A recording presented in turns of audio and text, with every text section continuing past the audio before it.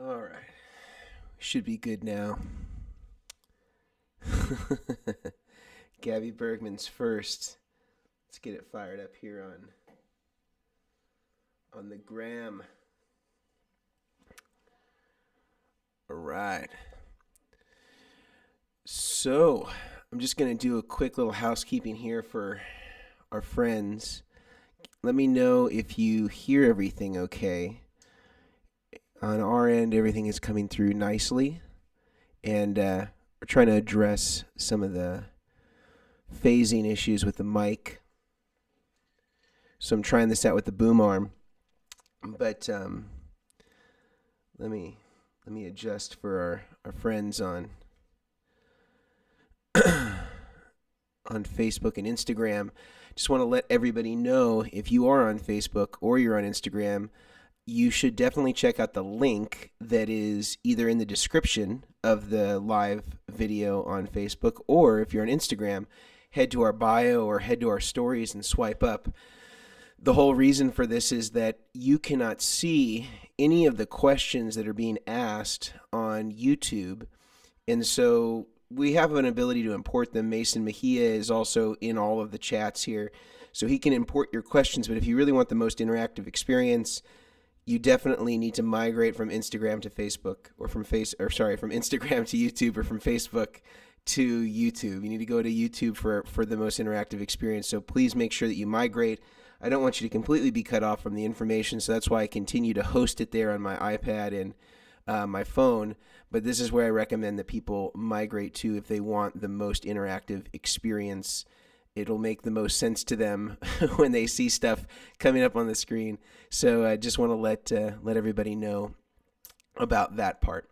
So what I'm going to do is we're going to talk a little bit today, because we've been doing so much work on rack-related stuff as of late, and so I wanted to continue that conversation here and kind of go through some of that stuff so that you can get a little bit better sense of how racks evolved and when pedalboards started to come into prominence, and then also about when pedalboard switchers started coming into prominence, and how that sort of overtook for most people the functions of racks, although they still have a small niche place in very specific markets, typically large budget touring bands. But we'll kind of talk about that evolution.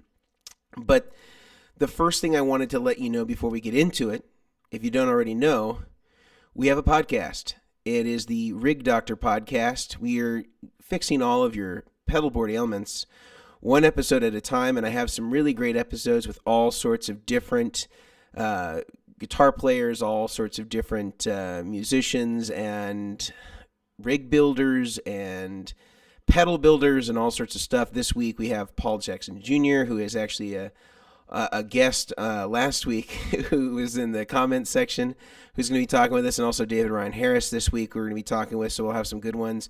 I have one that's releasing this week with Corey Wong, which is a really cool one that we did. So there's a lot of really good stuff, and luckily we have some access to some really great players that either we work with or that use our stuff, so that's really cool. The other thing I wanted to make you aware of is that we have a Patreon page, and we have a couple of different tiers. We have a $4.99 tier, which is sort of like the basic tier, which has a private live stream that we do every Friday for all the members. We have a private live stream and Q&A that we do.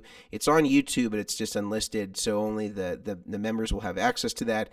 And they also get free coupon codes, so they get discounts on all the Vertex products. They get free shipping no matter where they live on Vertex products. That's pretty cool. And they get early access. So stuff like our new pedal boards that are going to be releasing any day now, I promise, they will have early access to those before everybody else, which is a cool thing. I also have another tier that's a little more expensive than that, but it has a few extra options. This is at $19.99 a month. It has everything that the standard has, plus you get email troubleshooting questions and stuff like that are privately with me. So people who want to have questions about their rig through email and stuff like that, I give them an hour worth of time of sort of email exchanges that we do. And typically that's anywhere from 4 to 6 emails that are in pretty great length, and they kind of have me on call to do that.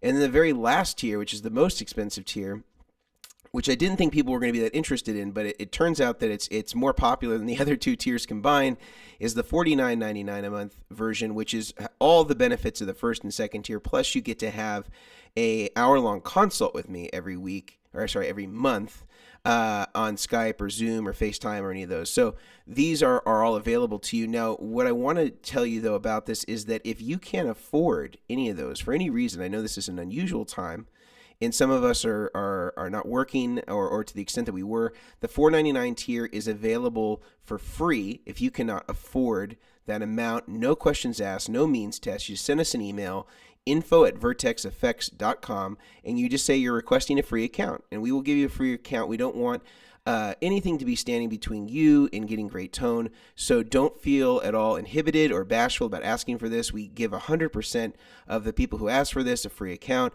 and we just trust that when your financial circumstances have changed, that you'll become a supporting member at that point. So just want to let you know that those things are all out there if that's of interest to you.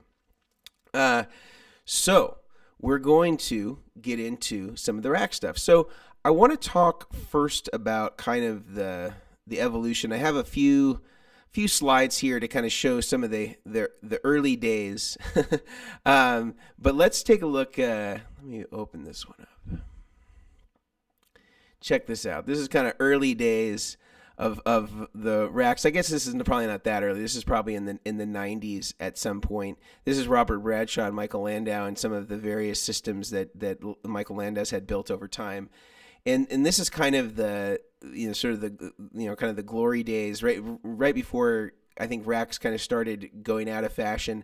But this is some really cool studio rigs, wet dry wet rigs, some of the Mike's Raging Honkies rigs, and Burning Water and all that cool stuff. There's some really great stuff that's on there. Some really classic, iconic rigs that defined a lot of sounds. And even if you don't think you've heard these rigs, you definitely have. If you've listened to pop music in the last 30 years, you've invariably heard a version of those rigs, because Michael Landau played on almost everything. And he wasn't unique in the sense that he had those racks. All of the studio session guys had sort of different variations of that, whether it was Steve Lukather, whether it was Dean Parks, whether it was Michael Thompson, whether it was Dan Huff, and they kind of evolved depending on when they were in prominence.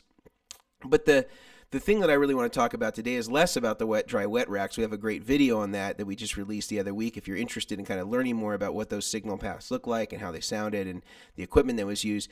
But really what I'm finding to be really interesting is kind of when that started pivoting away and you started to see pedal manufacturers or accessory manufacturers start to make equipment to sort of bridge the gap between the programmability of integrating MIDI devices like, Lexicon racks and Eventide harmonizers and stuff like that. And they actually made pedal board versions of those loop swishers that not only did the MIDI changes, but also would bring in the effects in and out. And one of the first ones that I'm aware of is, let's see, where is that one?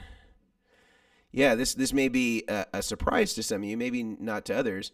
But it actually was the GigRig Pro 14 is one of the first ones that I'm aware of. And this was like in the early 2000s. And they kind of had an interesting way, it's primitive by today's standards. But as far as the early pedalboard versions, this was actually one of the first people to do it, where they essentially had these dip switches. You can see these kind of like small dip switches with every single loop. And basically you brought in the pedals by selecting which one of the dip switches that you wanted to be engaged. So it was definitely primitive, but a lot of people followed suit on that. The other company that kind of did a similar thing, I'm trying to see if I can find the Carl Martin version of it, because Carl Martin also had a very, very similar version. I don't see this slide. Let me see if I can pull one up for us.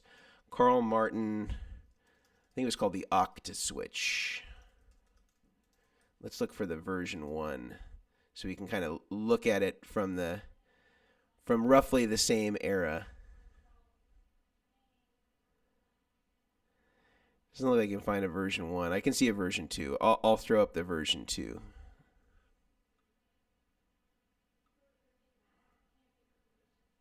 Hold on just a second. I need to get one that's a large enough resolution where it's not just going to look like pixelated oblivion. All right, that's a good one. All right, check this out. So it's kind of the exact same idea, just does it a slightly different way. Certainly smaller, but I think it has fewer loops, right? This is 8. The GigRig one was 14. But I think that certainly, although I don't there's other switchers that I prefer to the current GigRig G2. I don't think that anybody can take away from them that they were certainly one of the first people that was really trying to figure out how to bridge this gap. And although I think there was other companies that created more similar versions to what you would see from Robert Bradshaw or Rocktron, and things like that, they were trying to sort of abbreviate that, I think, to a degree. That was an analog. I think it was fully analog to my understanding. This was all analog, with the toggle switches there, the little dip switches. So it was sort of a very, primitive way, but very simplified way to sort of bridge that gap. So that's something that I think definitely is worth crediting and letting them know. And I found this picture. I just want to bring it up. This is kind of a cool picture. Old Robert Bradshaw picture. Check that out.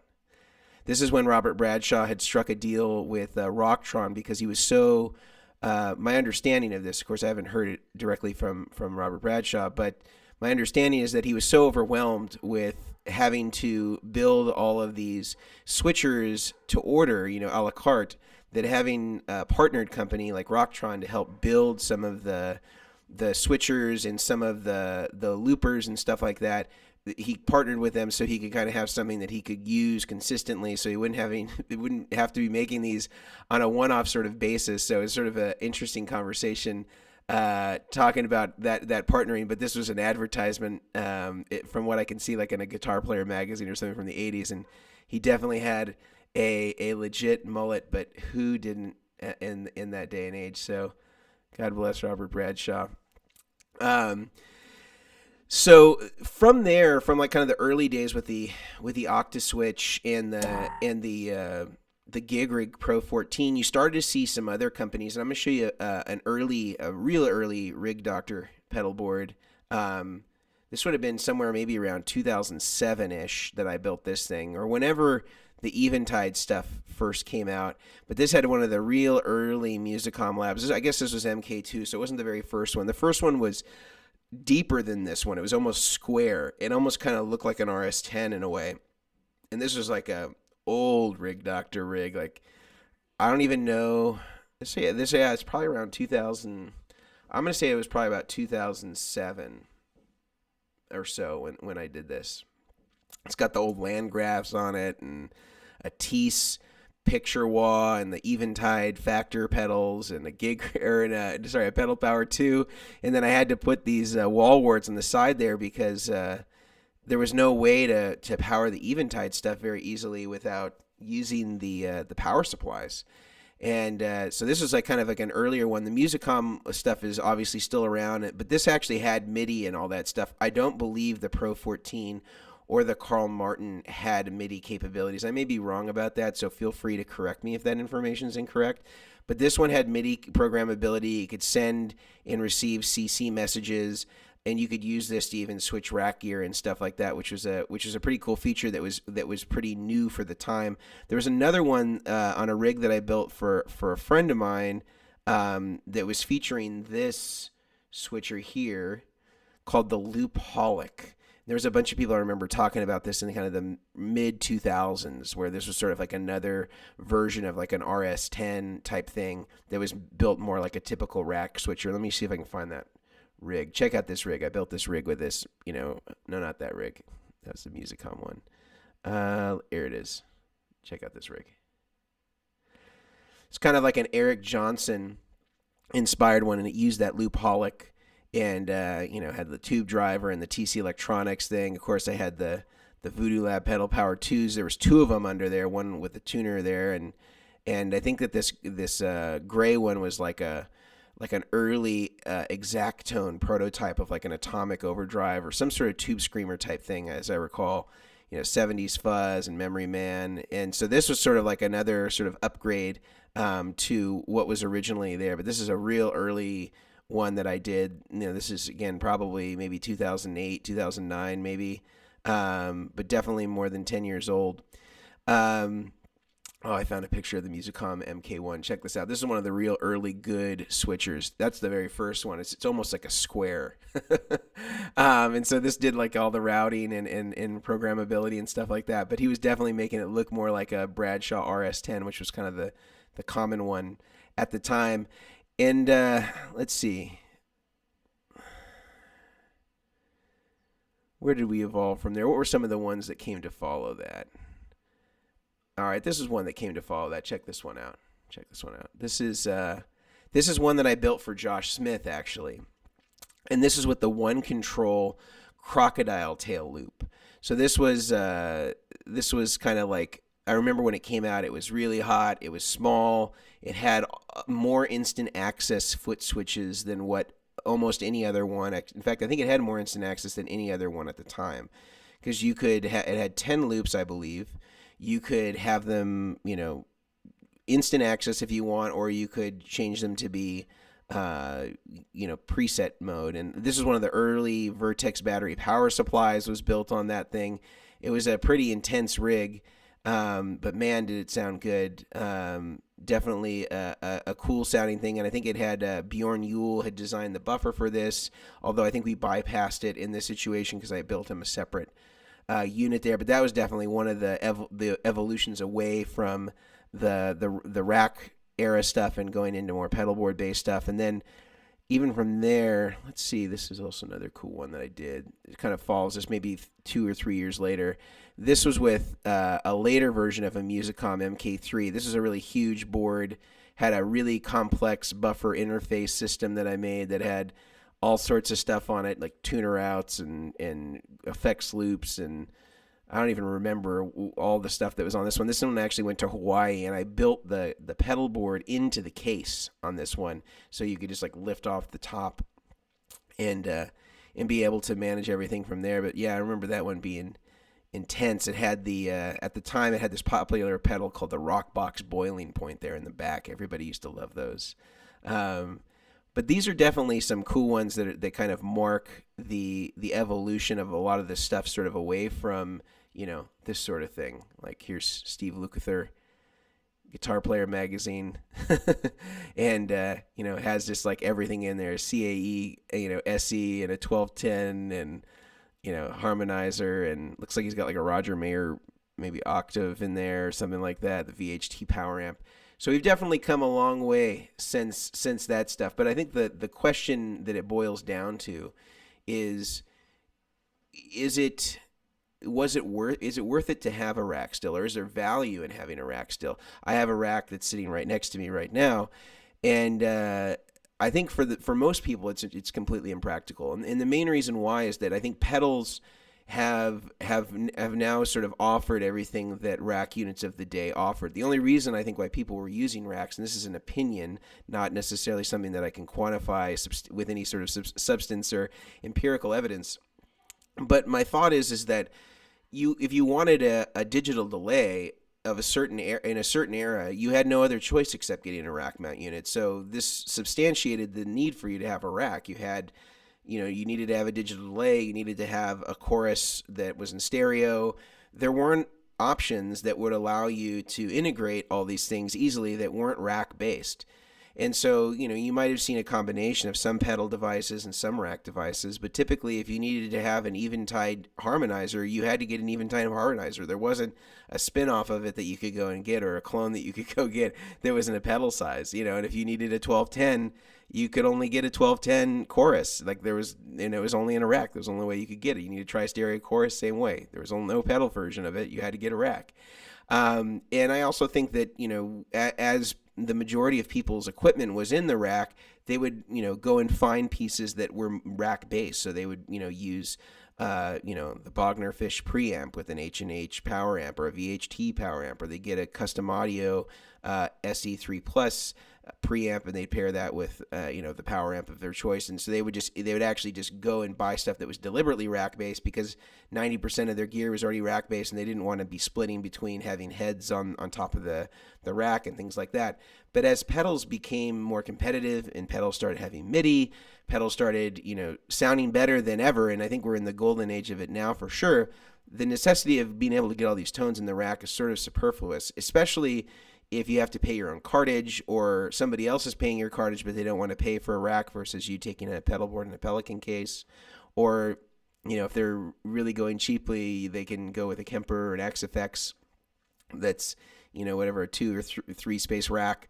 Something like that makes it really simple for them to travel, very limited cartage, things like that. I think a lot of it, had to do with travel as well because, man, shipping these refrigerator racks all over the place or taking them on tours and things like that just became impractical as the money in music sort of dwindled and the amount that people were willing to pay for tours. So you definitely see where things like the Musicom Lab and what GigRig was doing with the Pro 14, this is all stuff that was trying to address the bridge between people who were used to racks and wanted that situation where everything was isolated and you could bring it in one by one or you could bring in multiple effects with one foot switch, but making it in a pedalboard based version. So the only reason that I have my rack here is because it's sedentary. It's just doing my wet processing when I'm recording stuff at home. Presumably I'm going to be here recording stuff at home for an indefinite amount of time.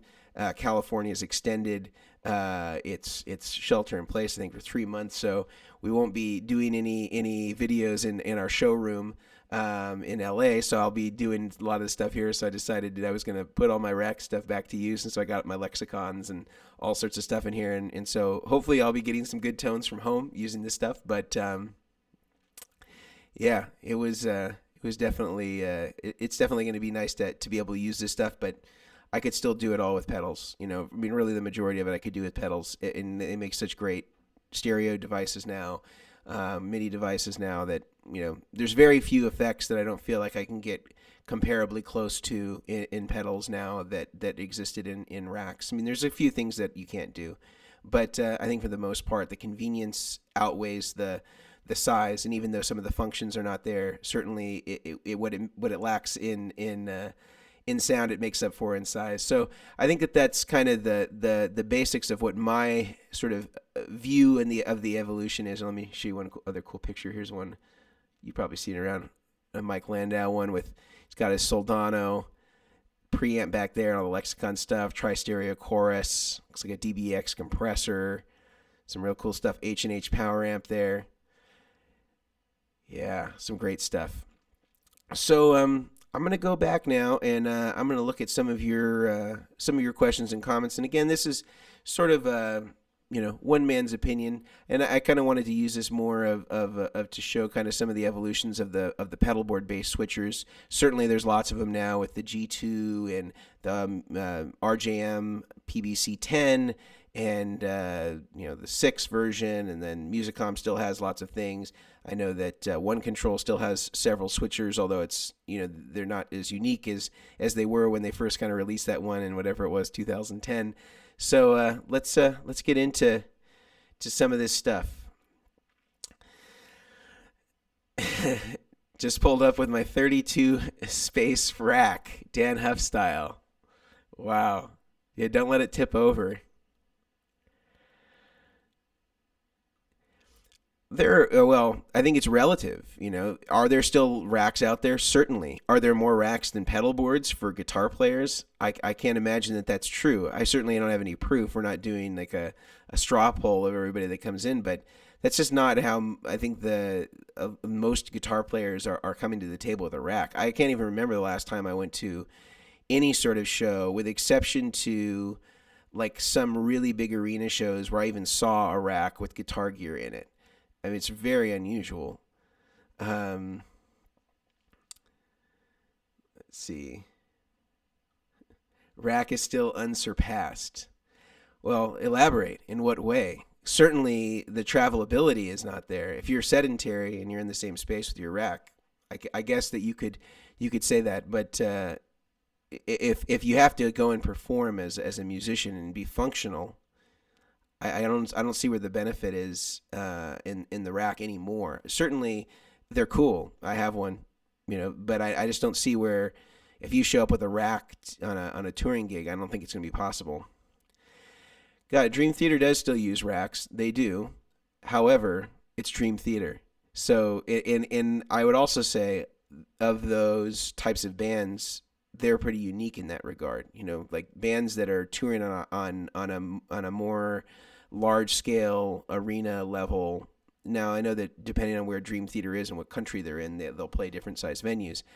But if we're talking about large, you know, established pop acts, even, you know, like even Michael Landau now, even for James Taylor, there's no rack there. It's just a pretty abbreviated pedalboard. Um, go to the Huge Racks group. That's like a contingency of like 1,500 guys, and they were there way before the Facebook group with the forum, the Huge Rack forum. But they're just they're very fringe. They're not. They're certainly not the bulk. If you look at the large gear forums and stuff like that, very few guys are using racks.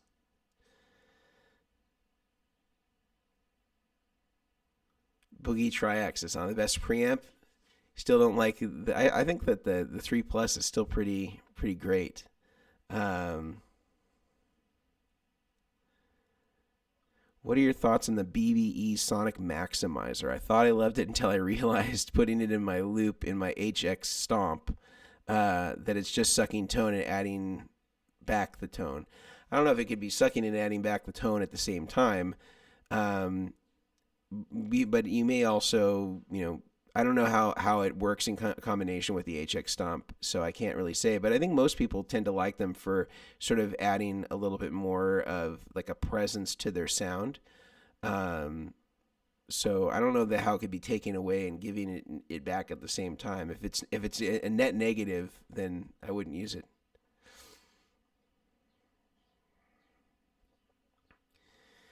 Again, there's going to be contingencies of guys that do it. I'm just saying that it's unrealistic for most people to use it, and certainly there's gear that will allow you to bridge that gap. I think pretty successfully.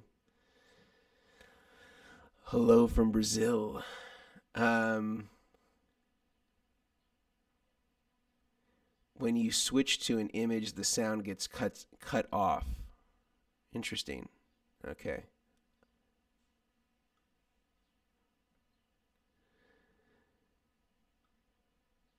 Huh. Gets cut off completely, huh? I don't know how that works.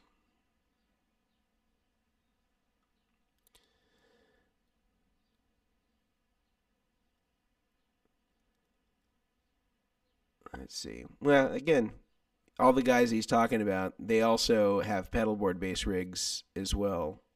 Some of these guys I've even built some of that stuff for that you've mentioned here. Yeah, we talked about John Petrucci. This is one coming in from Facebook. Hey Mason, what's the best stereo enabled rig outside of the JC40? Stereo enabled rig? Or is he talking about a amp? So clarify that part for me if you're still on Facebook. I mean, it sounds like you're talking about an amp with the JC40. Well, I mean, I think that JC120 is better than the 40 because it's kind of the bigger brother of that. Um, but I don't know. I don't really pay attention much to amps that have stereo inputs. The problem, even if it's in stereo, if it's mic, then I guess it's sort of irrelevant if you have a real stereo PA. But if it's acoustically, having the two speakers right next to each other, it doesn't really sound very stereo because they're not spread apart. Part of the beauty of how some of the stereo sounds is that you can almost acoustically mix it by where you position the speakers relative to where you're standing. You can't really do that in a JC120, even though it's true. You know, it's supposed to be a kind of a true stereo thing, or at least what they perceive to be. Um, Dustin Boggs. Any news or updates on the price for the pedal boards? No and no. On the interfaces, we're further away from that, so I don't really have an idea. Just my goal for the interfaces is to keep them as inexpensive as possible.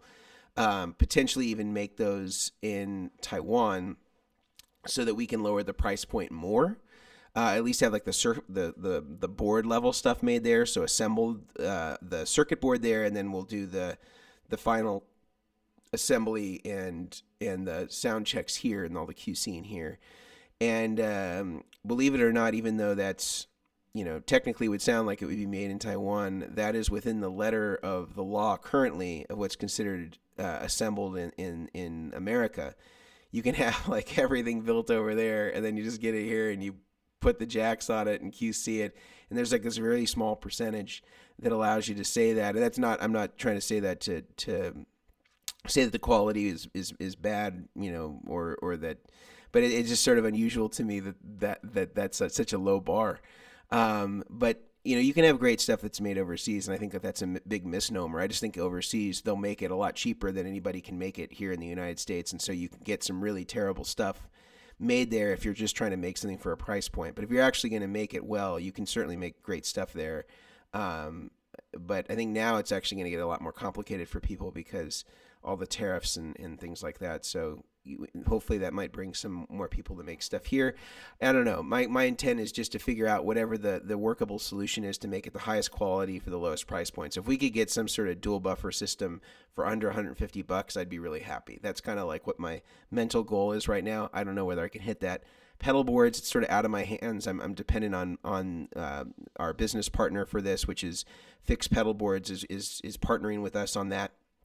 And so they're trying to figure out all their costs. They kind of preemptively were looking at some different options and trying to price some stuff out, but not considering that when you sell a product online, you have to cut in a dealership and you have to cut in distributorships, and they all get certain discounts off of the street price. And so if you're not building in your cost structure to reflect that you're going to be giving these discounts to dealers and distributors, then you won't be making the money that you expected at the end of the day.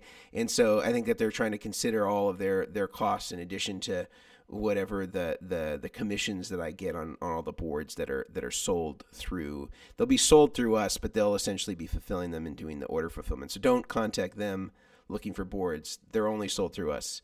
And so we'll have those up as soon as possible. I have all the photos ready to go. I have the website text and everything ready to go. I just need to wait for the prices and fill in those blanks, and then I'll send out an email to all of our people that are on our subscription on the newsletter. They'll get that right away.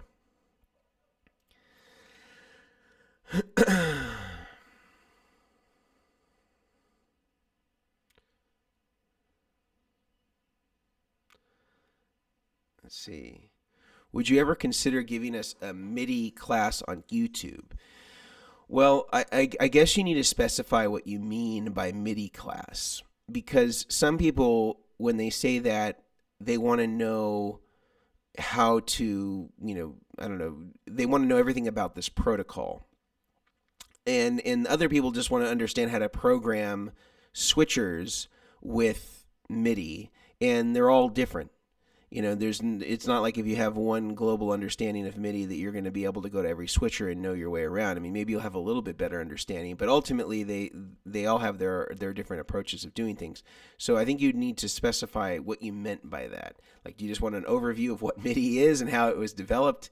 Because probably I would bring somebody in that actually was even more knowledgeable to me than me about this, because like guys like David Tarnowski from ADA, I know him pretty well, and he was kind of there right when MIDI came out. And was there to kind of watch it develop and develop products in parallel with all these different evolutions with using MIDI inside of analog and digital devices and things like that. So I'd rather bring on somebody like that who could really speak to the evolution of it. If it's just about programming stuff, that's on a level that I could definitely talk to you more about, but it would have to be specific on the device, because I don't have any MIDI related pedals, and my knowledge of MIDI is minimal.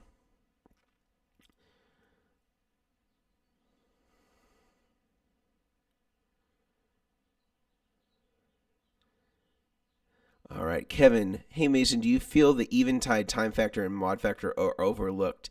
They're absolutely overlooked. I think that they are excellent devices, and they actually, to me, actually not just to me, in fact, they are better in effects loops than most of the Strymon devices. I haven't found the Strymons to act particularly well in every situation, depending on what the output is on the sends, because effects loops don't have any standards.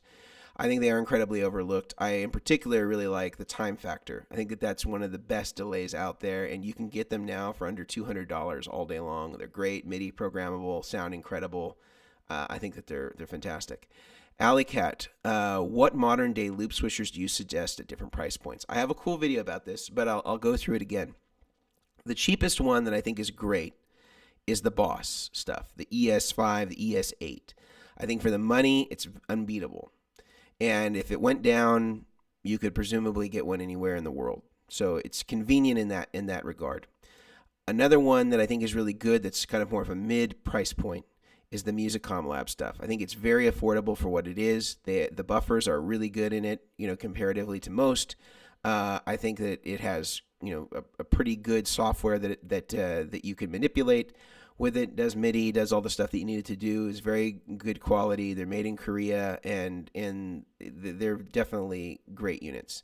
Another one that I think is the kind of the next step up from there is the RJM stuff, the PBC 10. Now, the downside to it for me is that there are some drawbacks in using it. If you can't use 4 devices in an effects loop, then it kind of becomes challenging. I also find that you need to always have another isolation transformer on standby with those when I've done builds with them. When you've done more complicated systems where you're doing wet dry, or you're trying to split stereo effects loops and stuff like that, I found that it's been a little bit tricky to get them to work with just the box alone in the isolation that's provided. I also don't like their buffers as much as I like the Musicom Lab ones. So I definitely, you could use an RJM, and it's definitely the highest quality of any of them. I have some disagreements with them on the impedances for their buffers, but that's kind of a really small fringe thing. It's still a good buffer. So to me, even though Musicom's a little bit cheaper, there's some things I like about those better. I also really like the RJM stuff too. So either one of those, I feel like you can't go wrong. I think there's some trade-offs in each of them, but they're sort of like equal in terms of how they wash out at the end of the day. It's just the RJM is a little bit more expensive than that. So I would say that those are definitely my favorite ones. And I feel like I'm forgetting one, but I don't know. I can't remember what it is right now. But I definitely like the next rig I'll build. I'll do it with the Musicom Lab one. I really like those, and it's like the I'm used to programming that, so for me it's pretty easy for me to use. Well, I don't know if it's the rack stuff in and of itself that sounds pristine, because you're saying some of the rack stuff sounds so pristine. I think it was the way that people were using those tones of the time. That it's just the way they set it up. I don't know that there's anything necessarily inherent about the rack that makes it sound so pristine, unless you're using a parametric EQ and really getting that LA curve. The clean tones sounded kind of direct, and that was just the nature of the way that they were setting their clean tones, not necessarily indicative of a lexicon product or an Eventide product or anything like that. I think it was sort of the sum of how they were voicing those things based on what popular music was dictating for them.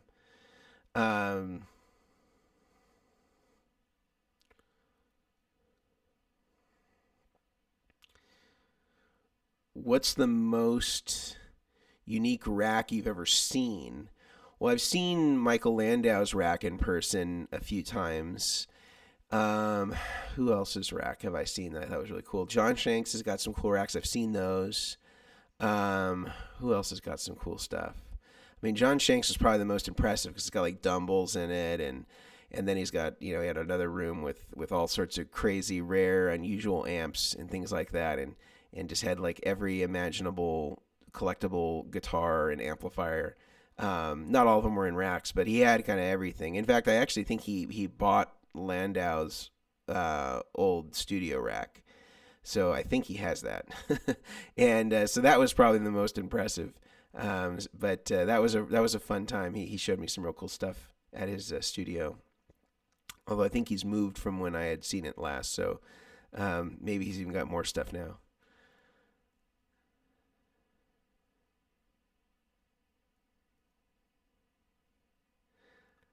Williams says, I basically got sick of holding my breath and hoped that everything worked properly with my rack. Well, there's certainly tricks to it, but yeah, I know what you mean. I don't know if you're into Muse, but the front man uses a mix of rack effects and pedals with everything to be controlled on a MIDI pedal board. but he has effects inside his guitar, so yeah. And that's not uncommon. A lot of people would use, trays and stuff like that for pedals and use a combination of both. That's certainly well within the spectrum of normalcy for the way that racks go. I think if it's a conversation as to whether racks are prevalent, I think that we can definitively say no, they're not prevalent as they were in 1980s or up to the mid to early 90s. Certainly not as prevalent. Do they still exist? Absolutely. Do they need to be used in order to be able to facilitate great tones? No way. The pedals are better again than they ever have been, but there's some classic rack effects that you can only get if you have a rack unit. That is true. And it's not these are sort of sweeping generalizations. And I think that there are some cases where you'll find effects in the rack that'll only work and that only sound great as rack effects, and adaptations of them have not been so good. A good adaptation though of a rack unit is with the Korg SDD delay. That one they did a really good job in creating a pedal format version of the rack delay.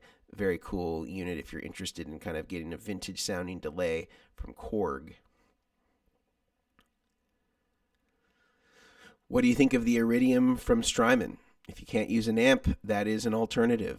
There's some other good ones too. I think the Simplifier has some cool ideas in it. I think it just depends what you like. I try to stay away from the digital amp thing, but certainly there's some people that's their only alternative, and I think that it's good for that. It's good if you can't have an amp. Lots of folks are still using rack. The ratio is always easier for pedal boards. I think there are some folks that are using racks. I don't think that they're using them overwhelmingly, certainly for touring purposes. Unless you're on a large scale tour, you're not using a rack anymore. It's just too expensive to move it. And so most people are getting away from that. But I don't know, maybe Purple, maybe you're on tour with a huge band and you guys are using all racks. Maybe that is your context, but I can tell you from being out in the field that I'm just not seeing that context very, very often. I'm seeing that context like 1 in 50, 1 in 100, and they're for like really high profile bands that have done it this way for a long time. And so part of it is just rooted in tradition and the way that they got some of those tones. It's not because, it's not some guy who's like starting out fresh and deciding he wants to go with a rack. I just don't see that condition existing. Although there are, that's just not common. All right. Do you have a website to buy your pedals from? Yes, vertexeffects.com. You can definitely check that out. If you're on Instagram, you'll find our website is right there on our homepage. From Instagram as well, Soul Fresh.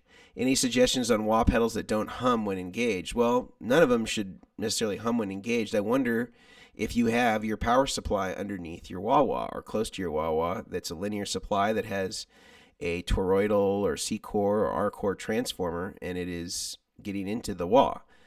You want to keep a wah pedal as far away from a linear power supply as possible because that inductor will pick up the magnetic field from the transformer. So that may be what you're experiencing. Eva, hey.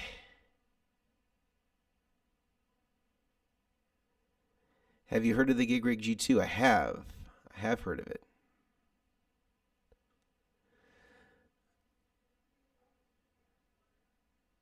Okay, so this is an elaboration on the MIDI tutorial question. So because there are certain MIDI effects that have default MIDI channels, I was wondering how to program these pedals to maximize MIDI.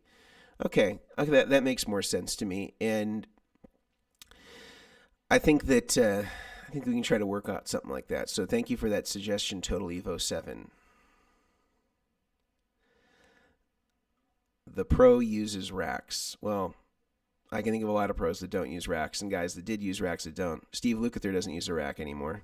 He was one of the biggest rack users of all time. Michael Landa doesn't use a rack anymore, except in his studio that I'm aware of.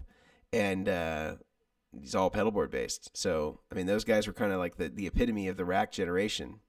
Dan Huff, I built him a giant pedalboard a while ago. He may still, I'm sure he has some racks in the studio, but it's definitely, I think, more pedalboard. And I think You could talk to pedalboard builders about this. Don't take my word for it. I bet if you talk to Dave Friedman or Exactone or Steen Skridstrup, although he might build more racks because that's kind of his thing. And Paul Lenders, I bet they're building 10 or 20 to 1 pedalboards to racks. I'm absolutely sure of that. I will bet money on that. Eva asks, would you consider building a Vertex looper one day? I haven't thought about it, mostly because my background is really only real basic analog stuff. Distortion pedals, overdrive pedals, easy. Delay pedals, easy. Chorus pedals, easy. I'm not great with matrices for switching and stuff like that, so I definitely would have to partner with somebody who is smarter and more knowledgeable than me on how those things work. And there's some basic, systems out there that you can sort of buy that already have some of this stuff done for you.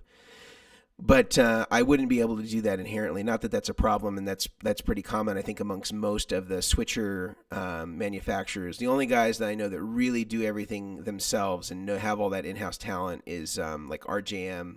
That guy is brilliant as far as the effect, or like understanding the switching matrices and all that stuff, or matrices. Mario from Access Electronics, he knows how to do all that stuff. But they tend not to be pedal guys. They tend to be more like accessory guys, switching, rack stuff. And so sometimes those skills are not always complementary. Guys that really specialize in that typically are not making pedals as well. And so it's an interesting thing. I'm not opposed to it. I just haven't thought about it at this point. I kind of want to make sure we get the pedal boards out there, we get some nice buffers out there, and then we can start thinking about whether we want to do a switcher. But there's some great switchers out there. I don't know that I could necessarily. I don't think I could improve yet. There's no idea that I have to improve upon what's out there. I think it would just kind of be, just another choice. And I don't know if that's the way I would want to enter the market on that stuff. But I appreciate you thinking of us and asking. Oh, thanks, Frank. If you could only have one buffer, would you put it at the beginning or the end of the chain? Well, this is dependent upon your signal path. If you have a always-on pedal that's first, having an input buffer is pretty useless, because then you're only buffering the patch cable. I mean, you're controlling the pickup in loading, so you're loading with 1 meg, presumably, if you have a good buffer. But then you're only buffering that one cable that goes in between your buffer and the first pedal that's always on. Or if you have a buffer pedal like a Boss pedal or an Ibanez pedal, first or second in the chain, then you're undoing that input buffer from that point forward. So it kind of depends. If that was the condition, then I would say put it at the end. But if you don't have any buffered pedals, if it's mostly true bypass and you maybe don't have anything on typically until 5 pedals in or something like that, then the input buffer would be important. And it also depends on what the last pedal is, like how good of an output buffer is your last pedal. And assuming that it's some sort of reverb or delay that's always on, it's got a 1K output impedance, not so good at driving long lines. If it's a 100 ohm output impedance, that's pretty good at driving a long line. So it depends on those two factors. So there's no silver bullet, unfortunately. It depends on what the setup is, what the input impedance and output impedance is of the first and last pedal, and what you have that's always on versus what you have that already has pre-existing buffers on there. I can tell you specifically if you tell me your condition, but it's just going to depend. What's your opinion on the More Preamp Live? I don't have any experiences with it. I want to get a clean boost pedal. What's the difference between your boost and the Katana?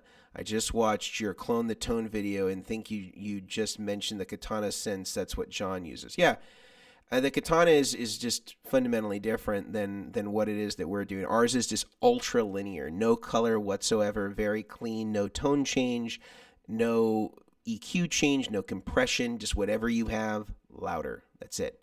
It also has an expression pedal that can plug into it. So you can plug in your volume pedal or expression pedal into the expression input, and you can use that to control the boosted level. And then when you turn it off, it just becomes a regular volume pedal. But the volume pedal is isolated through the boost. The impedance is not going to be affected. So it's kind of a cool way of doing it. And, the Katana, I find, is cool. It does add a color. It kind of stiffens things up a little bit, tightens stuff up. and I don't find it to be as linear as ours.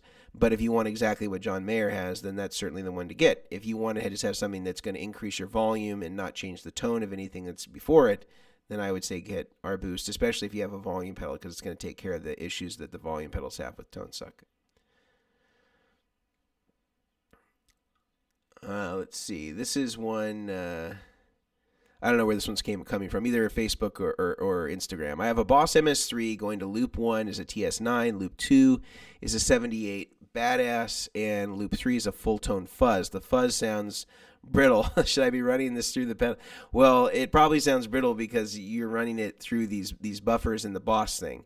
So you would have to disengage any of the buffers. You won't want to have any effects before it.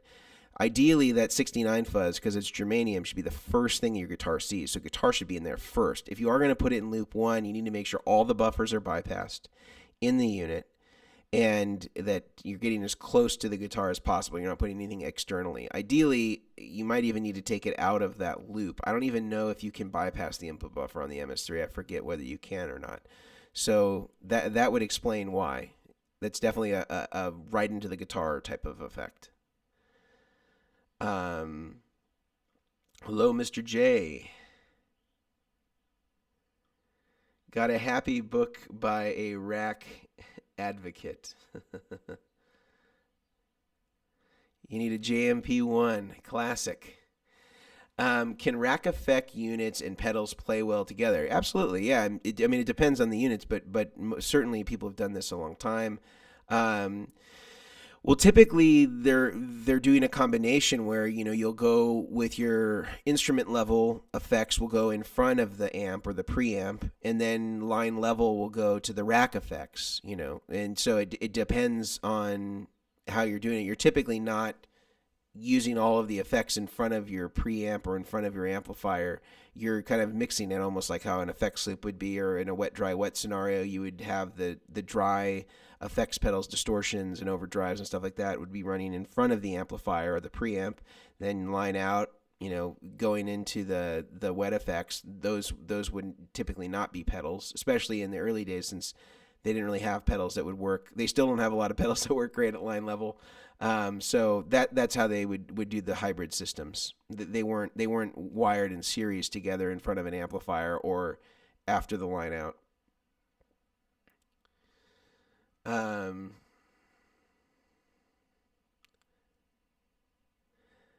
pedals still do not sound as good as the classic racks. Well, I think it depends on what you're. I think there's a few exceptions. I haven't found anything that does. Nothing can do it Lexicon PCM as well as the Lexicon PCM stuff does. Nothing can do an H3000 as well as an H3000 does. There's a few exceptions, like that Korg SDD thing. I think was a good example of a good approximation of their rack unit in a pedal-based format. I think that's for sure. They did a really great job there. I think that there's some other units, that are not, certainly like you can get a DBX compressor style pedal that's pretty dang good, pretty close. More the analog stuff I think is easier to approximate. I think some of the digital stuff is harder because that technology has evolved a lot, and most of the companies are not looking to go backwards to program old chips or even find old chips that they could program that would do what the old Lexicon units do. And that's unfortunate because some of those early Lexicons, man, were just so incredible, and I wish we could have those available. And so I think that is true to a degree, and I just think you just have to understand going into it the pedals are going to be different. They're going to sound different. But that necessarily is not, it's a matter of taste at the end of the day, not necessarily always better or worse. I think that Boss DD500 sounds really good. I really like that one. I really like the Eventide time factor. And is it as great as an old Lexicon PCM delay or a 2290? No. But it sounds really good. And most people are not going to, be able to dedicate a 10 space or 20 space rack to have a 2290 and have all their effects racked like that. So there's a certain practicality aspect. I think in the old days you didn't have a choice. If you wanted a quality digital delay, you couldn't get a digital delay pedal. You didn't have that option.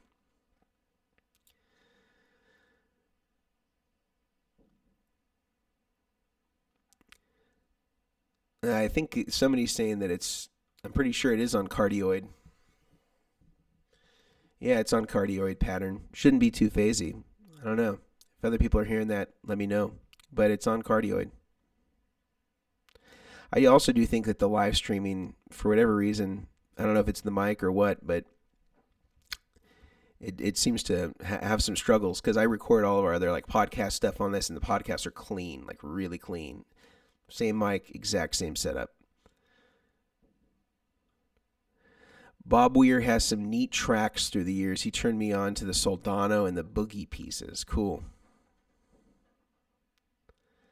Thoughts on the PCM stuff? It's the best. It's the best for the old school rack stuff. No real pedal equivalents, unfortunately. Yeah, I've wanted to know it. I've tried even doing some of it myself,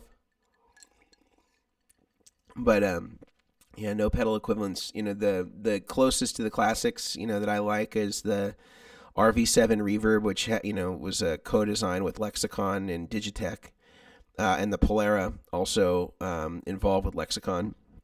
So those are great, but not as good. And then for the digital delay, the DL8, that's what like Steve Lukather uses now, has definitely kind of that sound. I think I was also in a design project with Lexicon and Harman and Digitech all together. And let's see, the DD500 by Boss is really good. Can definitely get some of those vintage sounds. The STD I think is really good from Korg, their pedal version, but it's kind of huge, not really convenient for a pedal board.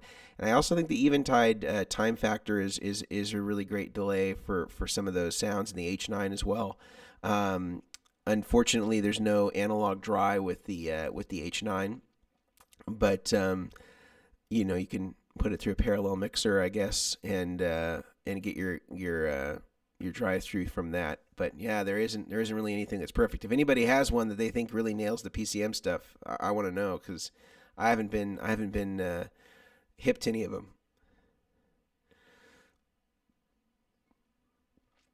Tell us about the rack that you're building. So this is probably coming in from Facebook or YouTube. So I'm just building a rack right now that's just wet. It doesn't have any of the dry stuff in it, because I figure I'll just put different pedal boards into the front of the rack, and depending on what kind of dry stuff I want or whatever amplifiers I want. So the way I'm configuring the rack is I can either just have it be a straight up wet, dry, wet rack, or I can run it as stereo. So I can go kind of either way with it depending on what I want to do.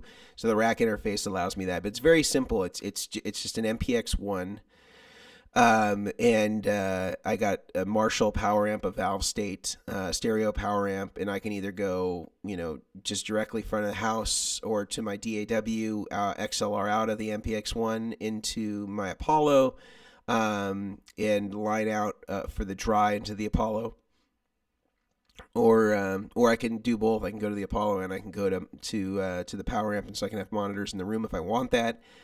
And let's see. Yeah, other than that, it's pretty simple. I got a tuner.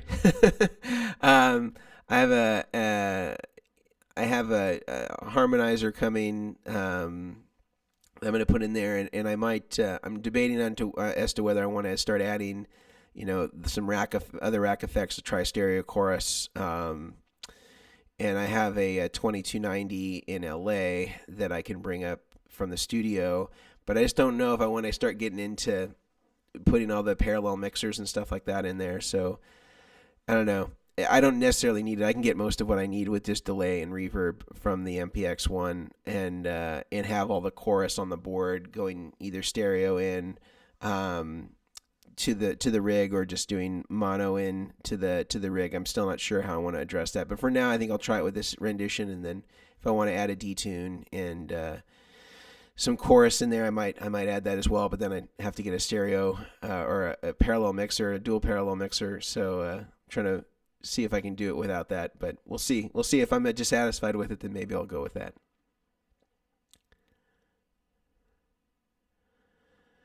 Matt, have you ever had any modifications to your hot rod beyond upgrading the speaker? I usually always change the volume pot in it, and just so the taper's a little bit smoother.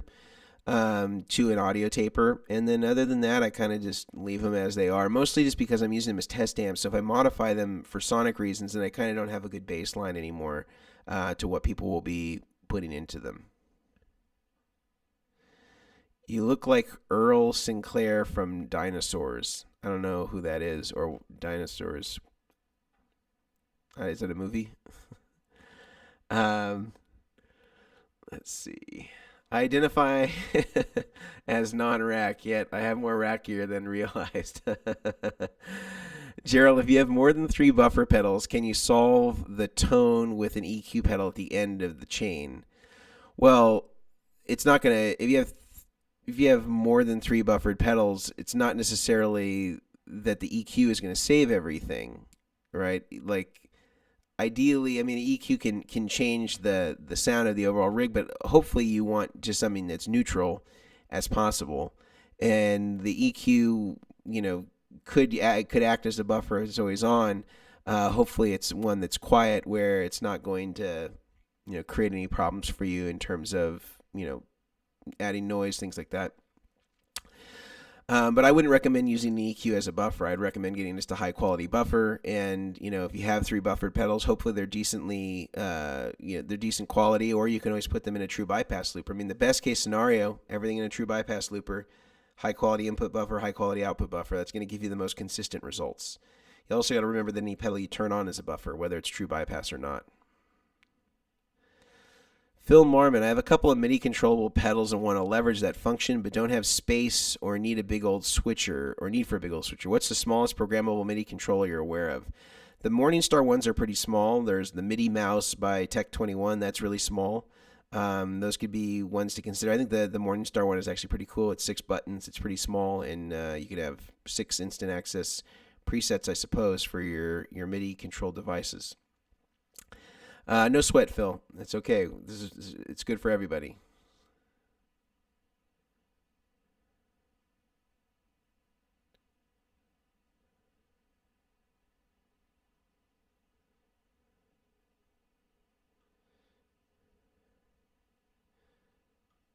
You just mentioned podcasts. I talked about it earlier today. Earlier in the chat. We do have a podcast.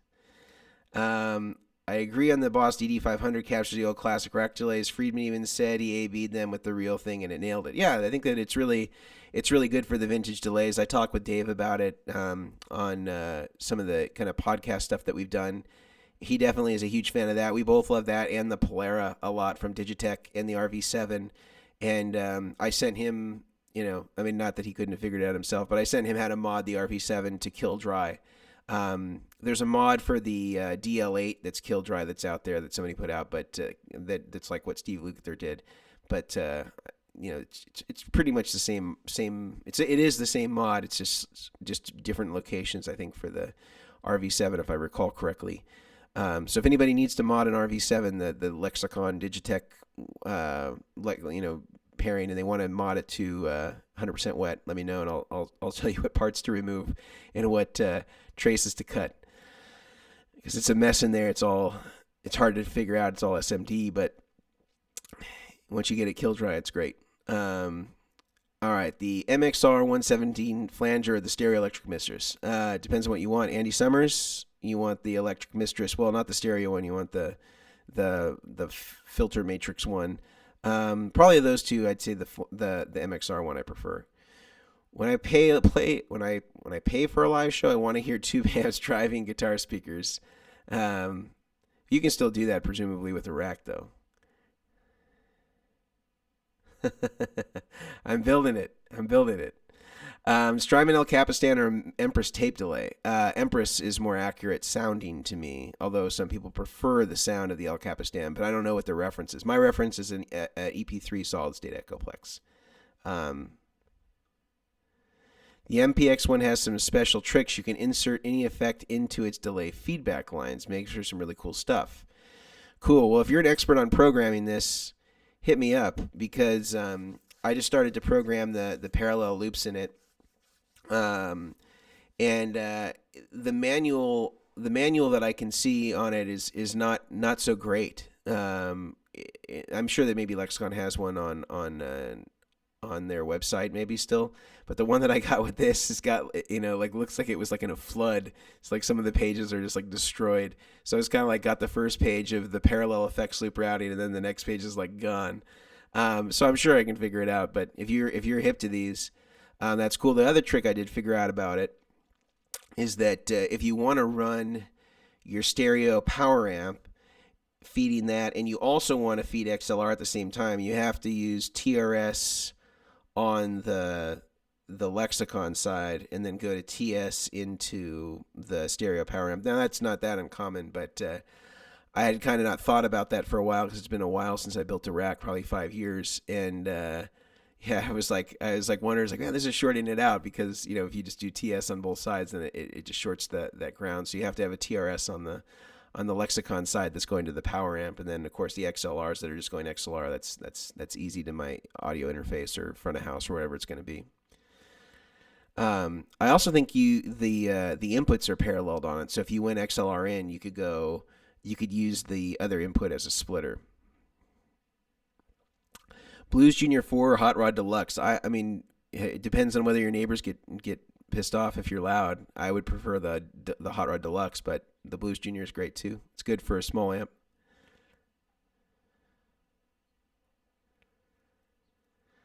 Well, headroom only matters, though, remember, depending on what your circumstance is. You can have an infinite amount of headroom, but if it's not necessary for your particular application, you'll never hit that threshold. Electric Misses from 78. Those are great. You're welcome for the info. My favorite is the El Capistan. Oh, your favorite ad. Yeah, that was a great ad. That definitely was sort of the onomatopoeia of ads, visual onomatopoeia, where you see the tape, just all unraveled. It was wonderful. Yeah, that was a great ad. I agree with that. Yep, run balanced in my rack. Some instances you have to float the cable to make it compatible. You're talking about in the XLR where you're just cutting the ground away. I think, but usually for most of the pro audio standards, a lot of them are cutting away the ground connection on a lot of them, and then just connecting them when they need them. But I'm presuming that that's what you're talking about, to getting rid of the where the shield is tied together with the grounded pin. For tape, I prefer the Volante. Well, I think that it has a sound, but again, most people that are comparing Strymons, and this is not to say they don't sound good, because they do. I think when they're comparing tape delays, they're not comparing it to a reference that they actually know. They don't know what a real tape delay sounds like, so they're sort of comparing it to this fictitious sound that somebody told them about, not something that they actually heard. And I have to say, if you really want an accurate tape delay, and it's not sexy or attractive, but the MXR or Dunlop tape echo is the closest I've found to an EP3 sonically. It's very close.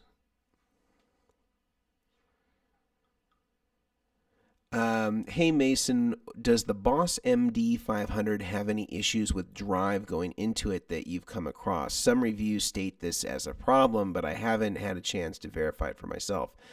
I haven't used any of those on a pedal board yet. I've used on an RJ's board, RJ Ronquillo, I think it was an MD200. But I wonder if the thing that they're experiencing may be that it's emulating an analog chorus. And analog choruses, a lot of them, didn't have a lot of headroom to begin with. And so if you hit them hard enough, they would distort the input. And if they're trying to emulate and model that, then that may be a deliberate effect. Like if you drive a CE2 really hard, really hot input, you're going to get the chorus to distort some.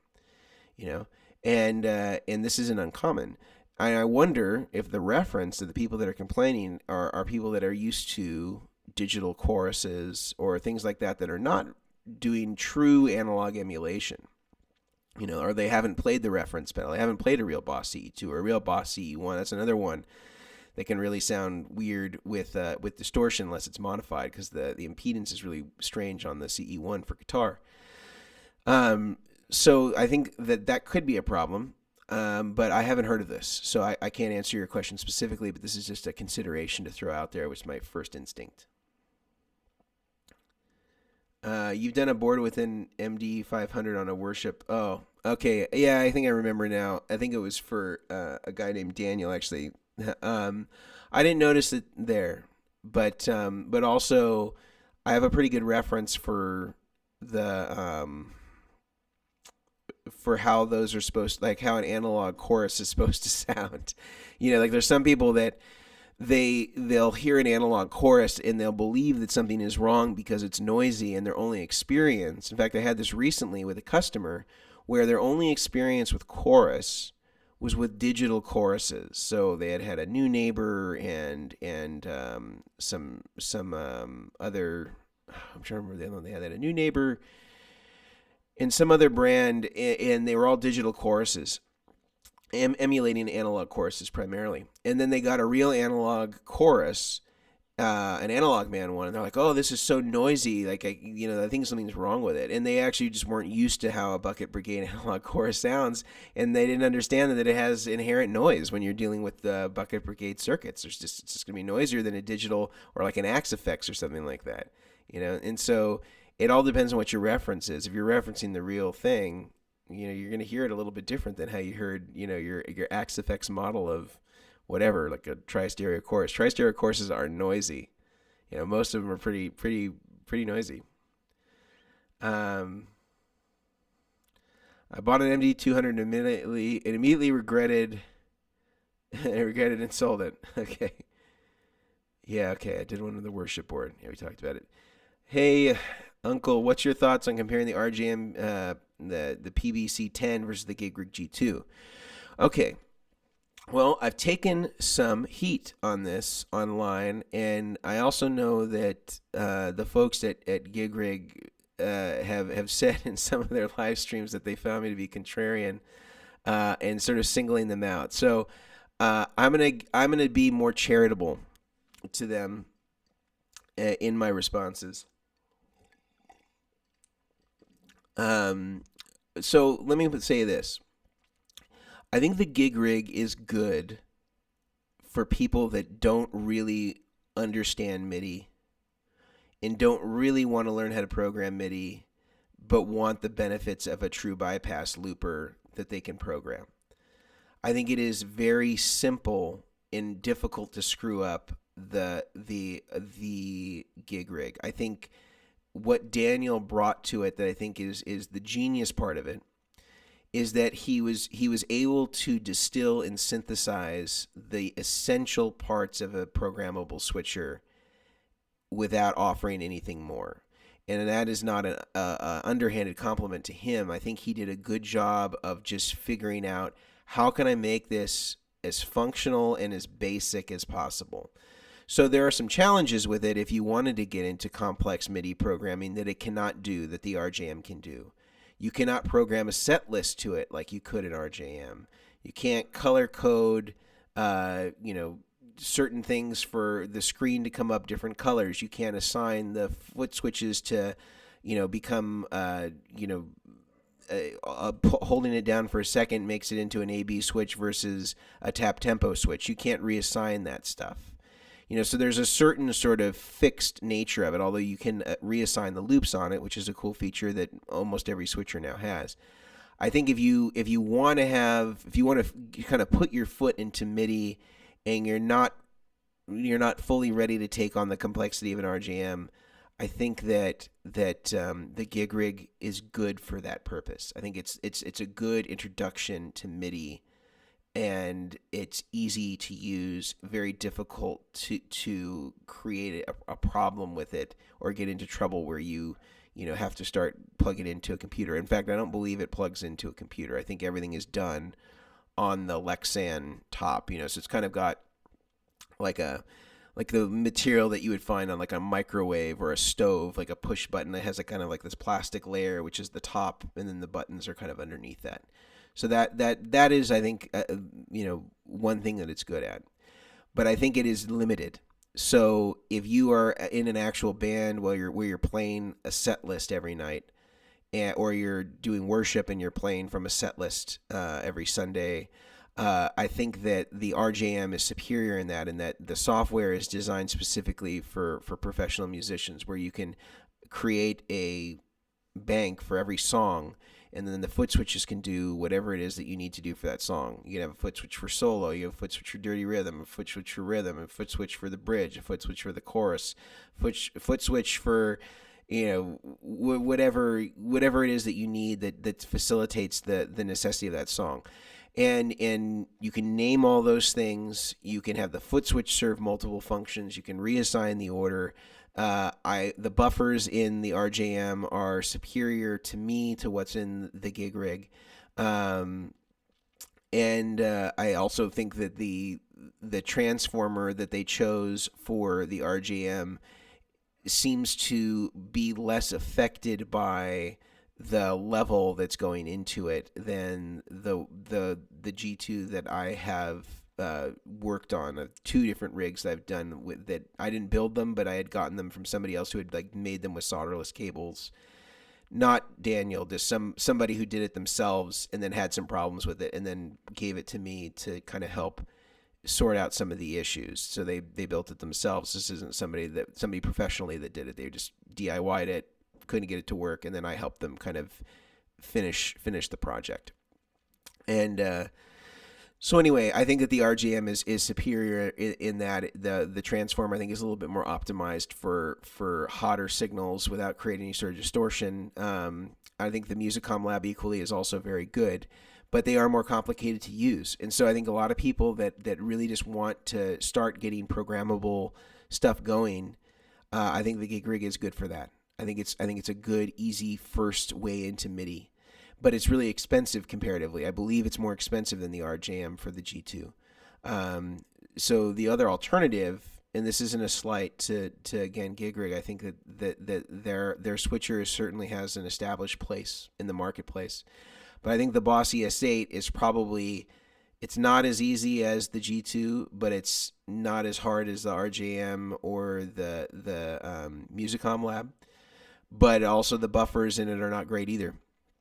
And it doesn't have any isolation at all. So if you do need an isolation, galvanic isolation of an output, you'd have to have another splitter of some kind that had or a buffer that had an isolation transformer, or a splitter that had some sort of isolation transformer for galvanic isolation.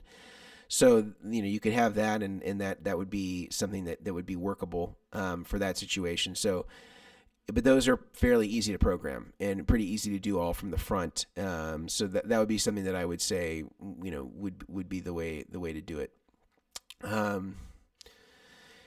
Musicom Lab has a great isolation transformer in it. I think it's a good spec for this. I haven't been able to get it to fail, and I think that they build a Zobel network around the isolation transformer on that one, so it kind of helps stabilize it on the output, so it's not as susceptible to changes in the high frequency and things like that. So it's a little bit more stable. Yeah, that's what I can say. I don't think it's a bad choice. I just think it's sort of like, how deep into MIDI do you want to get? What are your actual needs? Some people just see their favorite artist use a RJM or use a G2, and then they just say, well, I must need that. And really, it would be like saying, well, my favorite artist wears a size 12 shoe, I better go get some size 12s. So it's like, this is actually pretty individualistic, and it depends on what you need. And if you just want easy, you want it to be really easy and functional, and you're able to program it all topside, I think the G2 is perfect for that. If you want to have a lot of ability to be able to switch stuff up with the foot switches, you want to make stuff tap tempo, you want to make stuff A-B switches, you want to make stuff trigger different things, trigger other MIDI controls, have multiple MIDI channels transmitting at the same time, have every set list programmed into it with all different color displays, whatever, RJM is certainly going to be the one to get. That was a long-winded answer to that question. I apologize. Let's see. When you mention an Echoplex for tape emulation, are you referring to the EP103? You're talking about the The pedal, yes, the EP103. Yeah, I'm just looking it up here to make sure I'm talking about the right one. Yes, that's the one. I think the more digital pedal runs hot and cause my pedal bar 2 to melt down and fail. Uh, well, where maybe you weren't powering it correctly though.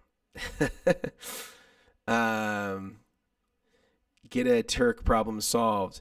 Yeah, those are good. They're actually quieter than most of the tri-stereo chorus. I have an original tri-stereo chorus now though, so I kind of just sticking with that. But those are cool. Um, so what would you recommend someone's new delay go digital or analog first? Feels like DD500 would give them yeah, I think DD500 would be a good first one to start with. A good one. Excellent. Go for it. Yep, the Turk is that 80s rack chorus. Yep, tri-stereo chorus replica made by Full Tone. Timeless Deluxe or Full Tone OCD GE to get a nice clutch or ZZ Top boost? If neither, what would you suggest? Well, I think that probably that ZZ Top thing, to me, I hear it more as an asymmetrical kind of clipping. And I'm pretty sure that the Full Tone OCD GE is just means they're using germanium diodes on one side, and that's how they're doing the asymmetrical clipping on this. So I would say the Full Tone is going to be closer than the Tumnus for sure, more that Marshall-y kind of like gain kind of sound, or more that kind of ZZ Top kind of gain. The other one to look at is called the Lagrange from Bogner, which is really kind of trying to nail that ZZ Top thing. So I checked that out.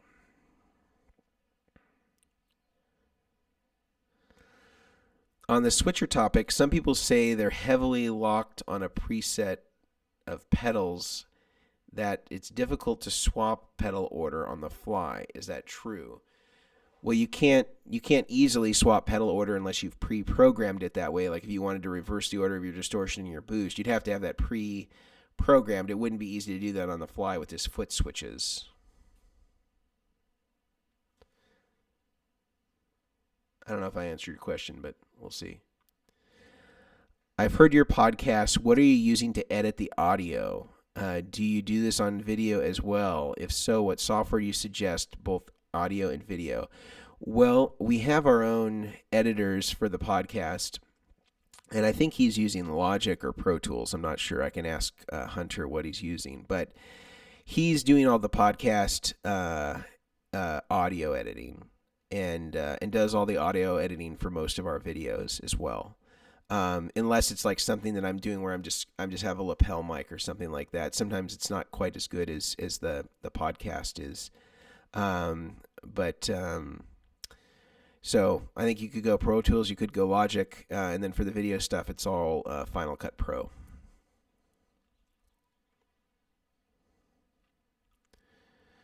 Let's see. Total Evo 7, Switchblade 8F, and the new GigRig are matrix switchers, any order you want. So is the RJM, so is the Boss, so is the Musicom Lab. That's pretty much the standard now. All of them have that feature.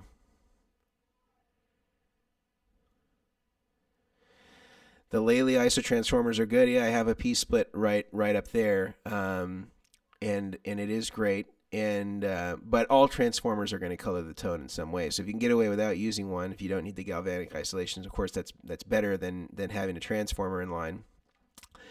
But you also don't need that. You don't need a Jensen necessarily for isolation either for guitar. So I mean, there are cheaper transformers that will be actually, I think, more optimal for guitar even than some of those Jensens and stuff like that. I think the P-split's good, but it's very expensive. Like it would be a really high cost, let's say, buffer splitter if you had to have a Jensen or a Lely transformer in every single one. I think it would be prohibitive cost wise. Alex, thank you, Uncle. I mentioned Musicom. I like that you mentioned Musicom Lab. Between the RGM PBC10 and the Musicom Lab, which one do you recommend for a working musician? Well, if price is I think they're both great. I like them both. I've used them both. I use the Musicom Lab one only because I like the buffers better in it. And I like the transformer for the isolation. I think it does less harm. I don't use it all the time, but if I do need it, it's nice to have. But I think that the PVC has more options. And I think they're both great. It's just kind of a wash and preference on that point. I just like the Musicom Labs because I'm used to them. I've been using them since 2007 or so, or 2008. So I just know them better than I know the PVC 10 in terms of my personal way that I like to set stuff up. So that's just my personal preference, but I wouldn't balk at the RJM PVC either. They're both excellent. Hey Mason, I have the HRM and steel string. Was wondering what order you prefer. HRM closer to the guitar, steel string closer to the amp. Nice, Mason. TSC, man, we need a Vertex rack. Come on, dude. It's coming. It's coming. Once you got to help me program the MPX1. then we'll move in the tri-stereo. I also got to go get the 2290 out of the showroom in LA.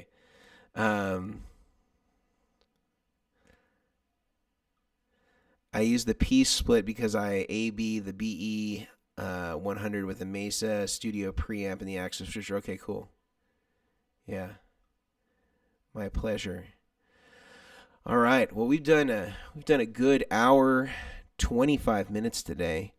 If there's any final questions, thoughts, takedowns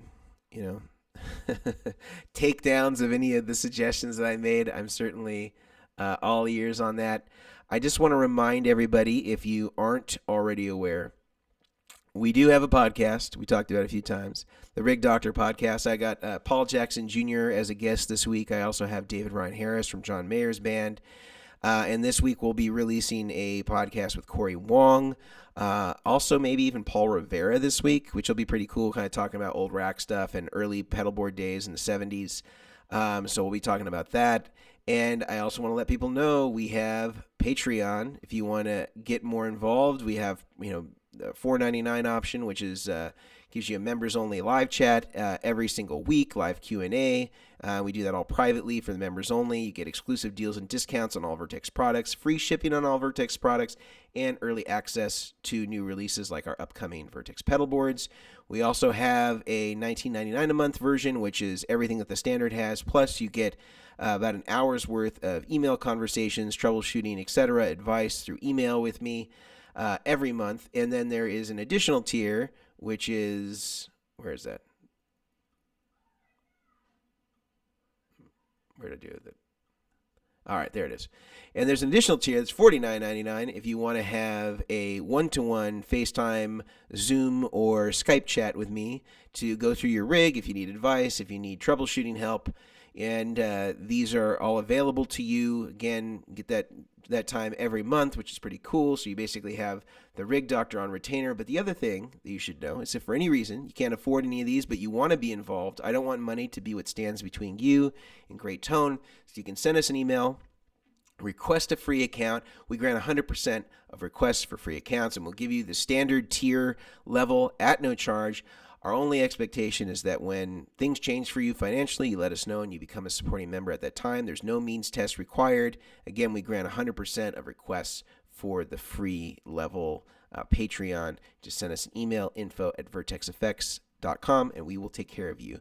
Thank you, everybody, so much for today. I really appreciated the questions. It was good to talk racks and pedalboards with all of you, talking about programmable switchers. I super appreciate it. That was real fun. Last question from Total Evo. Do you happen to check out the Musicom Lab buffer? I did see it. It looks like it's a dual buffer, so that'll be good because there's not too many dual buffers out there. There'll be the only other one with Mesa Boogie that has a commercial dual buffer, so that's cool. So yeah, I'm anxious to check it out. I'll have to send those guys an email and ask them if we can do a cool review of it. All right, guys, have a great week. Good to see you.